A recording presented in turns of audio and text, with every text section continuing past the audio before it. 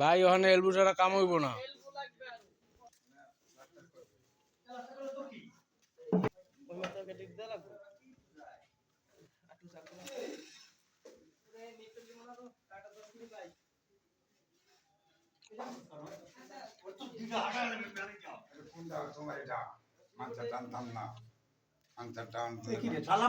কি করে না বেটা কোন কোনির অভাব নেই এটা কম এই বেলটা রে আল্লাহ আল্লাহ আমার সাথীটা শালার লেগে যদি কোনো শান্তি না পাই